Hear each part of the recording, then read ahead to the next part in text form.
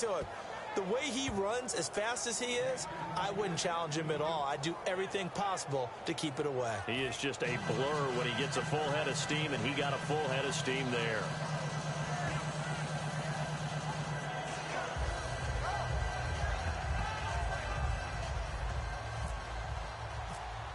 So now the other return teams out there as they'll try to duplicate what they just saw.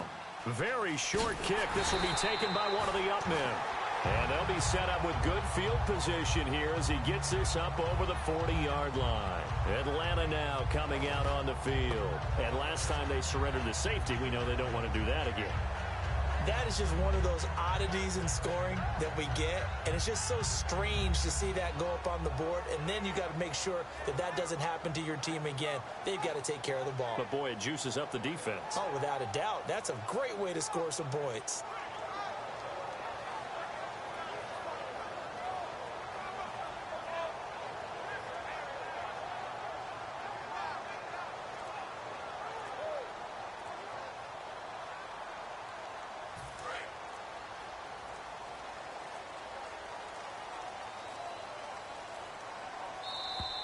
Now problems right out of the gate. We're going to get a delay.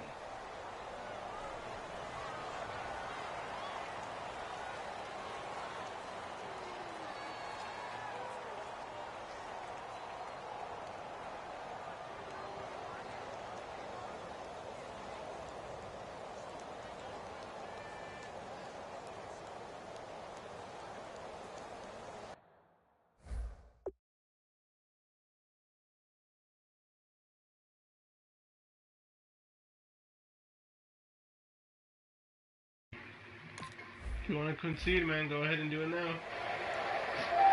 Might as well. You don't seem to be putting up a fight.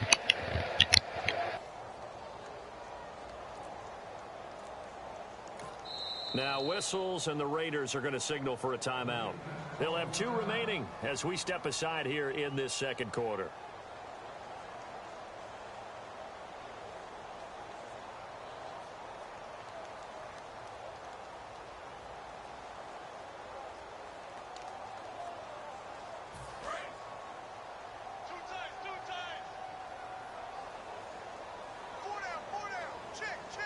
Freeman, the lone man in the backfield.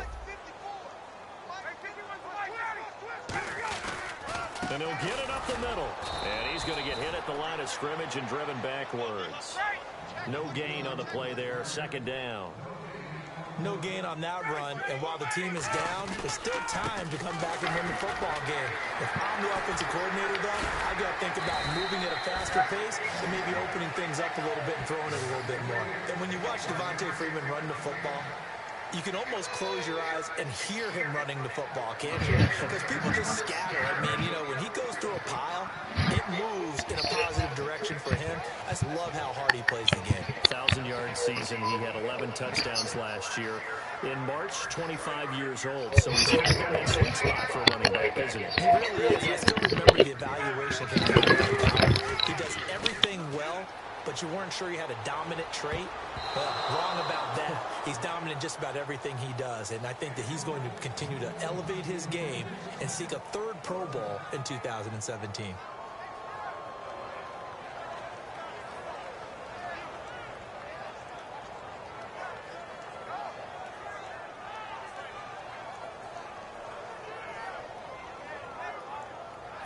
Now, the offense is not leaving the field. They're going to stay out and go for it on 4th and 3. 4th down. Here's Ryan. And Jones has it over the middle. And he's got the first before he's brought down at the 39-yard line. That one good for 10 yards. And they're able to pick up the conversion here on 4th down. This is Freeman on 1st and 10. And a short gain there down to the 37-yard line. 2 yards on the carry there. It'll be 2nd down. That's a good play by the guys on the defensive side of the ball. Held them to a gain of 2. And that changes the playbook a little bit now for the guy calling plays. 2nd and 8. Now he's got to probably think about going to the air instead of maybe staying with the ground game. Now Ryan on 2nd down. And that one got tipped. Kind of threw everything off. It brings up 3rd. You got to give some credit. They're able to hop up in the air and bat that one away. And that's frustrating for an offensive lineman because the only recourse is when he goes in the air to try and get some type of a pop or a shove, hoping to bring his arms down. Here's Ryan. And this is going to be incomplete. He was looking for his tight end, Jacob Tammy, there. And fourth down coming up. Well, I've got to give him some credit there. Try the run game, you'll have better luck. I can tell when you're going to throw or when you're going to go halfback. To give yourself a little more cushion breaking to the out. But how about the defender reading it really well, not buying the fake or the maneuver inside, and getting to the sideline and helping break up the pass. And he's going to miss this one. That is no good. Well outside the left upright. And this score will stay right where it is. And this is one of the risks you run when you attempt a long field goal. If you miss, the defense takes over at the spot of the placement. So now they've got a chance to get one more drive in before halftime.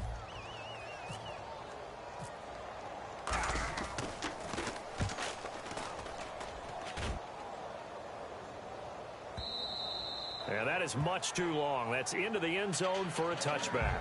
Here comes the Atlanta offense now ready to take over here. Last time out, they had that long 50-plus yard field goal that they missed.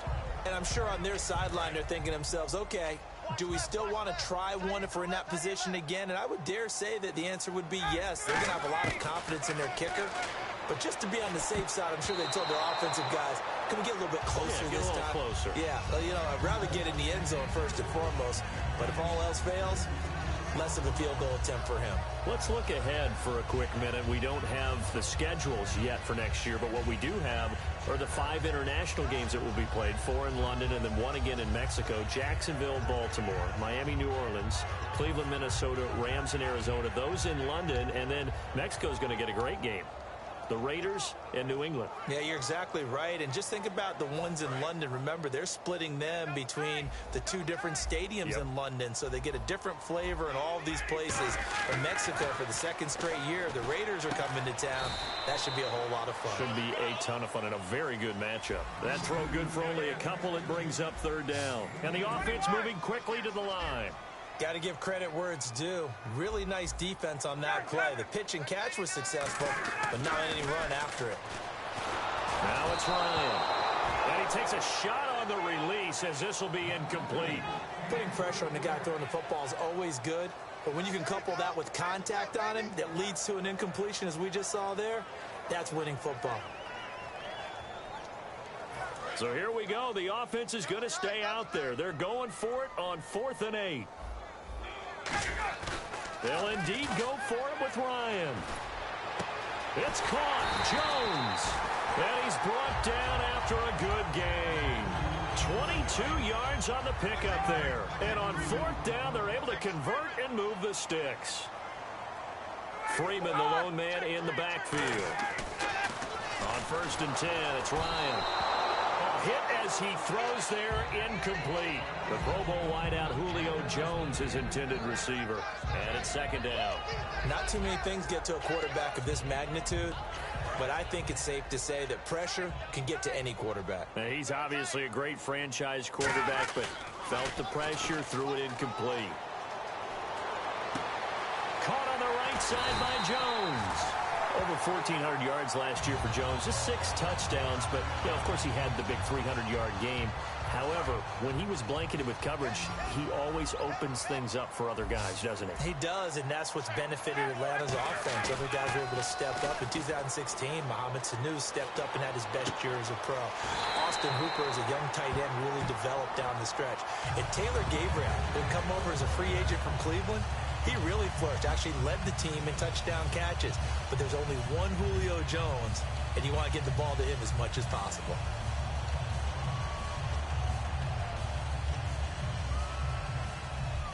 Red zone opportunity.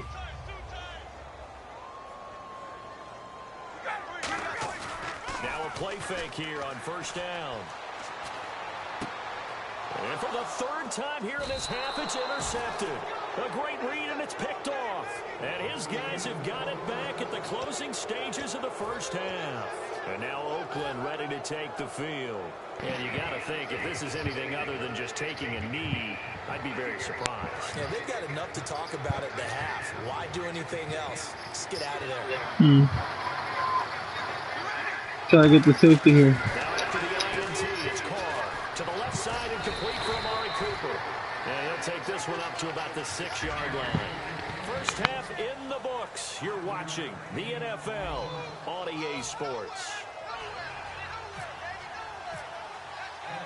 Both teams appear ready for the fight ahead, and we resume action here in quarter number 3. This is fielded a couple yards deep. And in hindsight, probably should have stayed where he was, as he'll only get back to the 16-yard line. Out comes the Raiders offense. They'll go on offense first to start quarter number 3. They built a good first-half lead. Now they have a chance to add on to it. And what I'm thinking is that the offensive staff spent the entire halftime just working with them on, here's what we think they're going to do to attack us in the second half. Nice first half that we've had, guys, but be prepared for some change-ups. We're going to see them when we kick it off in the second half. See how they handle any adjustments that might be made defensively. And he's going to lose yardage here. Back to his own 18. He'll wind up losing 3. And now it's third down. Looking to speed things up here, going with some tempo. Now Carr looking for Crabtree, and it's intercepted. Picked off by Jalen Collins. And his guys are going to get the football at the 28-yard line. Here comes the Falcons offense. It's their first possession of the second half now. And 3 interceptions in this game. I would have to think, I wasn't a quarterback, but number 4 is kind of, you're like, oh man, I can't throw 4. No, what's interesting is, what do the coaches decide to do now? Having thrown 3, do you alter your offensive strategy? Do you take the ball out of his hands and maybe turn to the running game? Or do you have that supreme confidence that he's going to turn things around? We'll see what they do. And they're going to hurry back to the line now. On second down, here's Ryan. And Jones has it over the middle. And he takes it down to the 10-yard line. That was a nicely run slant route, and what the receiver's trying to do is make the defender think he's going upfield for a deeper route, and then breaks it off, usually after about 3 to 4 steps, and cuts towards the middle of the field. And now what he's trying to do is use his body to keep the defender away from the football and give the quarterback a really nice target. Throwing now, Ryan on first down. He goes underneath to Freeman. And he's able to work it here to the 8-yard line. It'll be a 2-yard gain, and that'll bring up a 2nd and goal. And now they're in the hurry-up. 2nd and goal now from the 8. They'll run it now out of the gun. And nothing doing. He's immediately taken down at the line of scrimmage. They'll lose a yard, and it brings up 3rd. Brandon, that play typifies what we've seen from the offense all day long. They've had no success getting things going. I think for the offensive coordinator, he's got to go to that side of the play sheet that says, try something different. Try some specials, something they haven't seen all day to try to get kick started. Got to figure this is one they need here on 3rd and goal.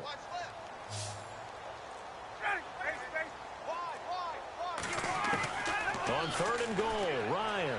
And his pass is intercepted for the 4th time today. Picked off by Sean Smith. And a big turnover there as his guys will get the football back. And now Oakland ready to take the field. And following the interception, we'll see what they can put together on this drive. I can hear my old college coach right now. He always used to tell us before every game, the team making the fewest mistakes will win. What they're hoping is that last mistake is their only one of the game. Coaches, that's all they talk about, turnovers, right? Minimizing those and maximizing opportunities. It's funny when I go back to our pregame meeting with Amari Cooper and we mentioned, what they play man coverage against you. He almost seemed offended by it, didn't he? I'll beat it. That's basically what it said, right?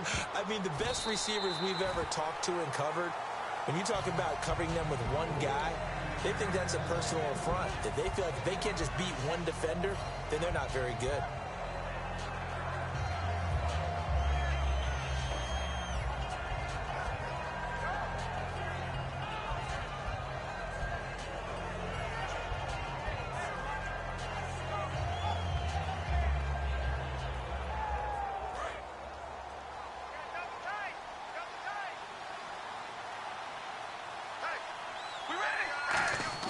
They go play action for Murray. Now Carr. Deep drop. He's going to let it go again. And that's caught inside the 30. And he'll be taken down, but not before getting this inside the 30. And a good quarterback facing zone coverage. If he has just a little bit of time to survey the scene, that's what's going to happen. No doubt about it. If there's no pressure, he's going to continue to pick them apart because he'll have all that time to find someone open downfield. You can only cover for so long. So maybe they want to go. And he is in. Touchdown, Raiders. Latavius Murray, 27 yards. And the Raiders. Oh, fuck. Well, partner, that was another explosive run. And one thing I've learned in our time in this game, yes, the offensive line has to get a lot of credit, but for big runs to occur, the wide receivers have to block well downfield. And then you have to have a good guy carrying the ball too, right? Oh, without a doubt. You need that difference maker lugging the rock.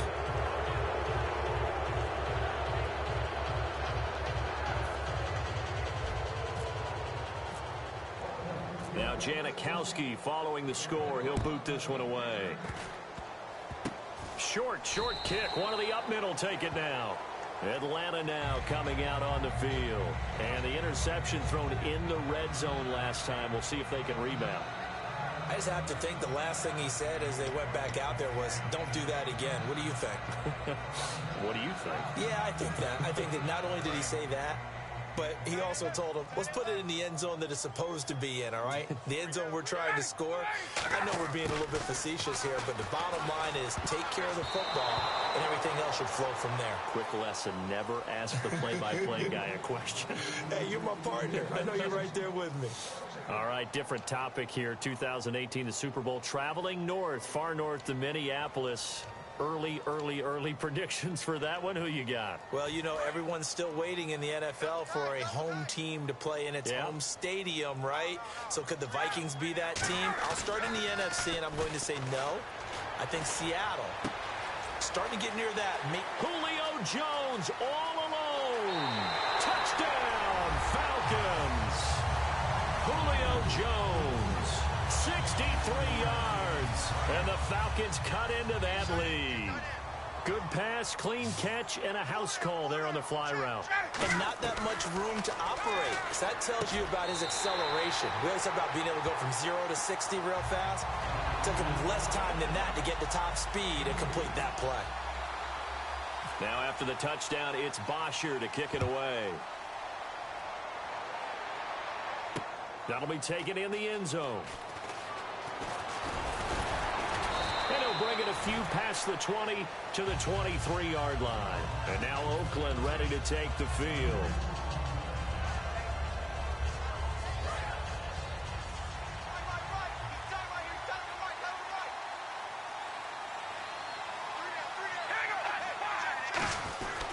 They'll try and get the running game going here with Murray.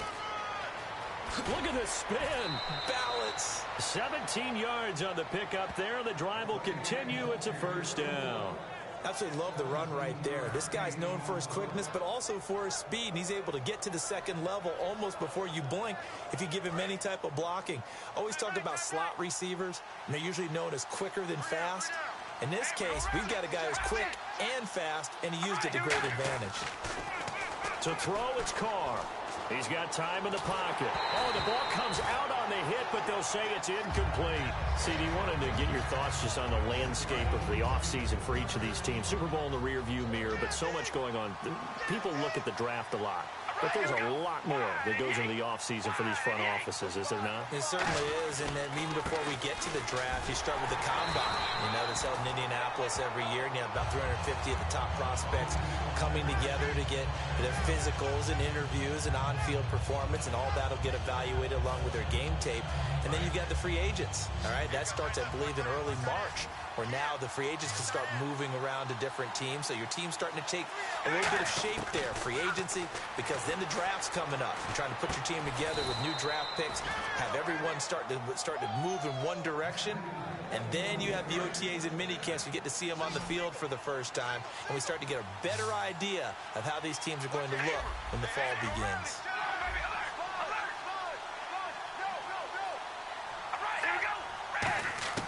Carr now on first down. Fighting throw. The big tight end, Clive Walford, the intended target. That'll bring up second down. And he still doesn't have a catch. We're into the second half. I think it's a little bit of a surprise to me, but that was one he should have caught. Absolutely. That was his best opportunity right there. He dropped it. Carr going to throw. Throwing middle, but it's incomplete. Amari Cooper, the intended target, and it's third down. When you see passes knocked down by those guys I call the frustrated fullbacks, the linebackers, you know that in their zone coverage, they're able to drop, see the ball thrown, and react to it very quickly. Carr, Crabtree with it over the middle. And he will have a first down as they get him to the ground at the 37. And this should be the final play before the quarter ends. Now whistles come in. We're going to get a timeout here by the offense. And as the two teams talk it over on their respective sidelines, we take a break.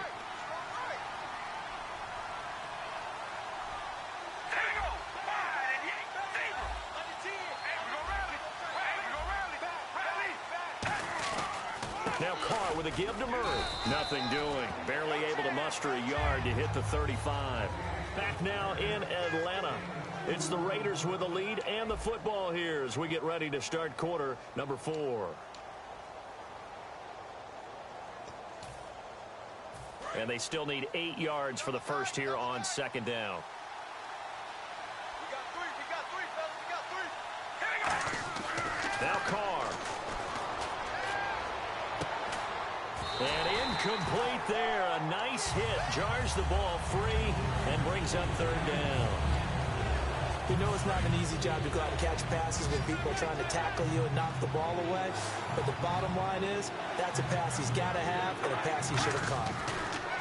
Throwing his Carr on third down.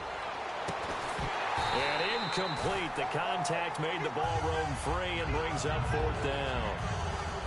It looked like they had something there, but I think that he was thinking about running with the football before he actually hauled it in, and that led to a big drop. And with things looking pretty good on the scoreboard, they're going to keep the offense out there and go for it here on fourth.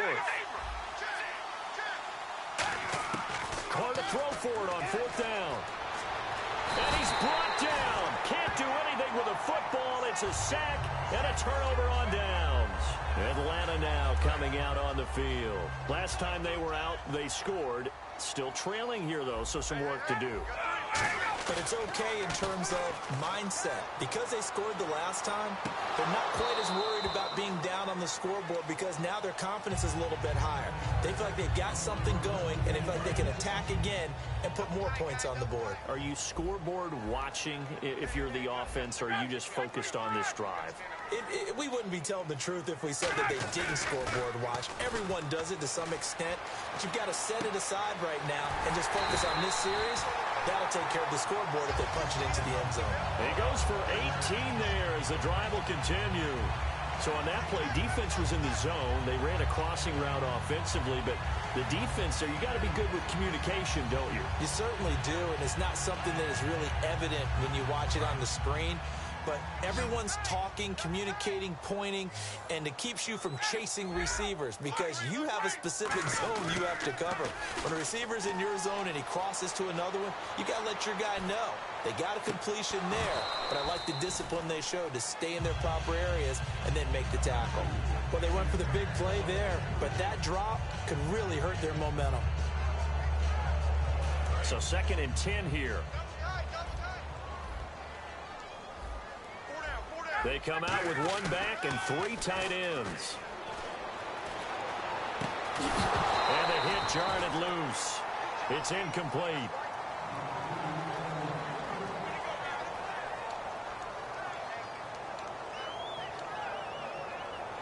So still a full 10 yards to go here for the offense on third down. They run the play fake to Coleman. Now Ryan. Flush to his right. And he's got Sanu. And he will have the first down across the 20 to the 19-yard line. And a 2-score game, obviously, every play, every third down, like we saw there, magnified, big pickup. It was a huge pickup. What they really want, though, is to not even get to third down. They've got to maximize time and conserve as much as possible. He was looking for Mohamed Sanu there. And now it's second down. A missed opportunity for an interception would have killed off a drive. They had a chance there to finish things off. Didn't get it done. I guess that's why a lot of those guys do not play offense. So incomplete on first. Let's see what second down has in store.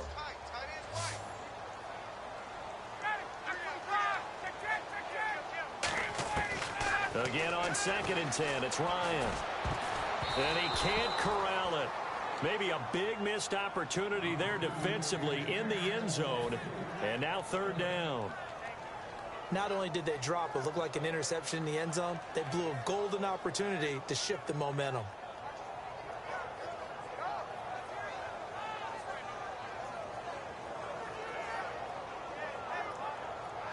Now play number 7 of the drive as they're looking at a 3rd and 10. They go play action with Ryan. And that one goes incomplete on the drop. That's one he definitely normally catches. 4th down. After all the preparation, all the practice, a play like that will absolutely break your heart. They had everything. Dude, you keep repeating the same play. I know what you're going to do. Come on, man.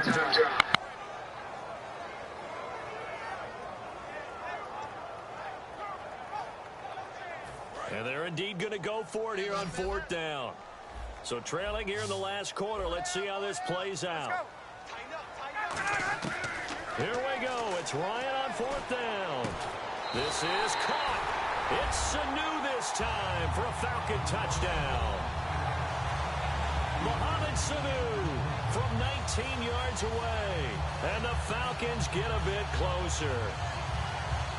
And now in a 9-point game, they'll still just need to go for 1 here.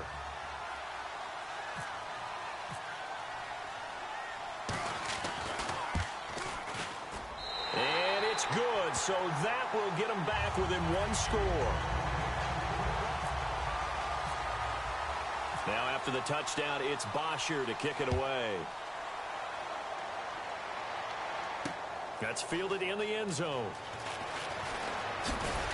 They'll bring it back to just about the 25, call it the 24-yard line. Now the Raiders offense, they get set to head back on the field. And last time out, went for it on 4th down, turned it over, gave them great field position, turned it to 6 points, so they've got to recover here, Charles. It's amazing what one decision can do in the chain of events, right? The decision to go for it on 4th down. Caused all of that. It caused every bit of it, but it showed confidence. Hey, I've got confidence in you guys. Go pick it up for them. Didn't happen. Also showed confidence in the defense. They didn't pick up their end of the bargain, so now they've got to come back out and start over and rebuild that confidence.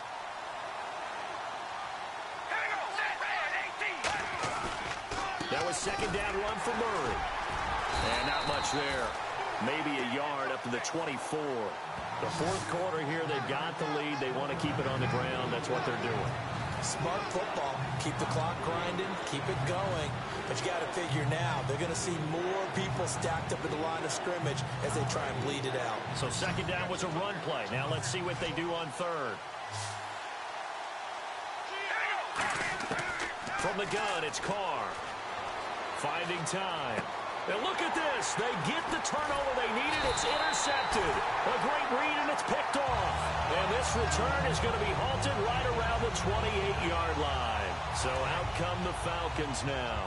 And that last drive, a long drive, but not just that. They had a great air attack going. Did they stick with that?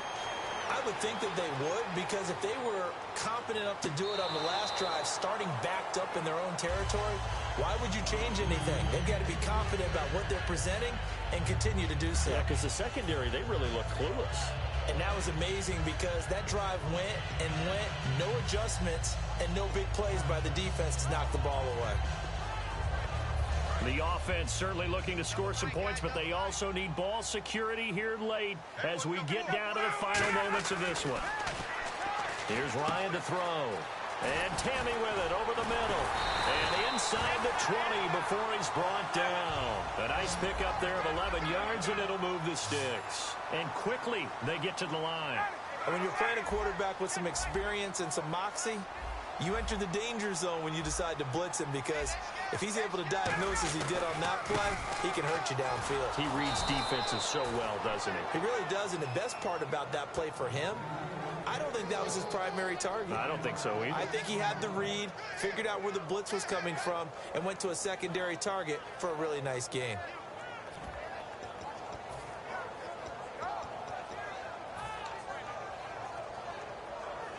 And they'll try to squeeze in one more play here before the 2-minute warning. Time for a break. We're back to see what happens after this.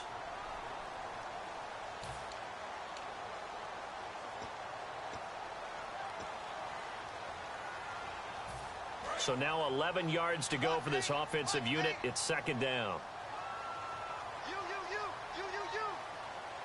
They come out with one back and 3 tight ends. Freeman again. And he'll take this one down near the 15. Give him 3 yards on the run there. That still leaves him with a difficult 3rd and 8 coming up. Tough day. Tough sledding right there, and it's been that way the entire game. Not a whole lot of room to ramble for him. Yeah, you're right. It's been that way all afternoon. Didn't get a whole lot better there.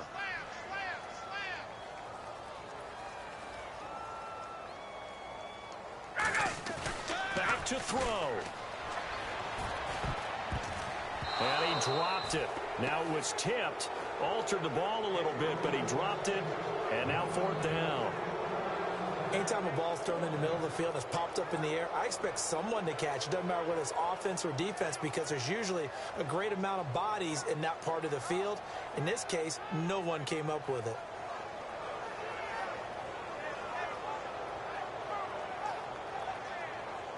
One score down. Here we go. They're going to go for it here on 4th down. Got to try it here. He's back to throw. And no, it's incomplete. They had to go for it with such little time remaining. And the Raider D, they get the football back. And now Oakland ready to take the field.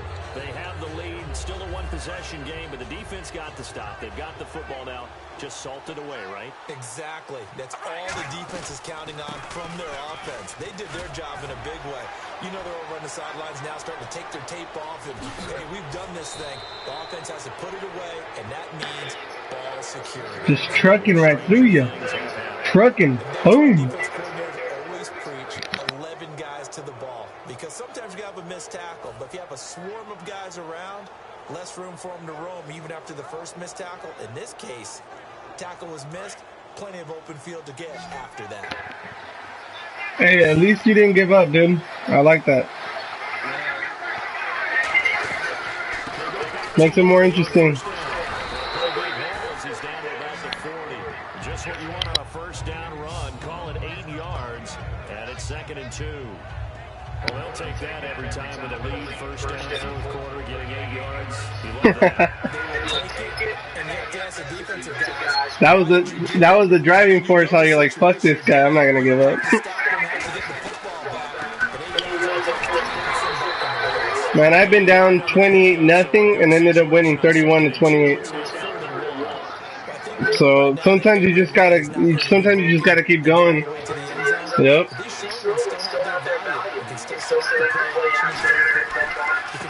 Oh, you got me on that one. Thought I was gonna fumble that one for sure. Let's see. Probably not the smartest call, but I'm gonna go for it. Yeah, I'm lucky. Khalil Mack is pretty fucking strong, dude. As long as you're tapping square, you break through. That game against Cowboys, the preseason game where 2 guys couldn't even hold him back. He was just ripping through them like nothing.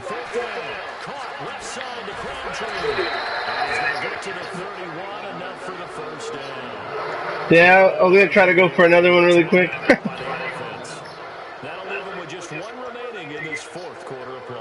Man, I've been trying to hurry this game up too, dude. I gotta take a shit. I'm like, fuck, it's never gonna end. Oh, I think you're gonna intercept this one. I can already see your formation's pretty good right there. Oh, well. Oh! Slide into your hands too. What? Oh!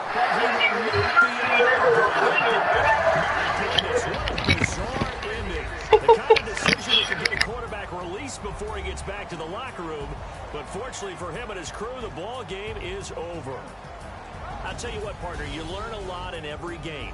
But when you win a close one, maybe you get to determine a little bit more about the guts of your team if you're the head coach. It gives you much more than a snapshot now, doesn't it? You get to see the full picture of who your team is, especially individuals, and how they handle pressure situations. And then moving forward, you have the confidence that late in the game, hey, we've been here before. We've done this. We've won this game. There's a comfort zone that exists now. So instead of them pressing in those situations, now there's an air of confidence and calm, and then you just watch them go out and execute.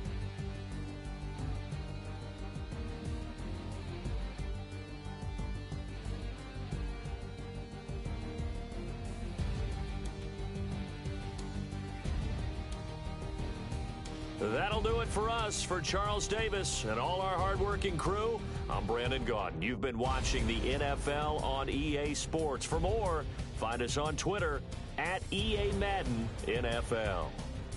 Till next time, we say so long from Atlanta.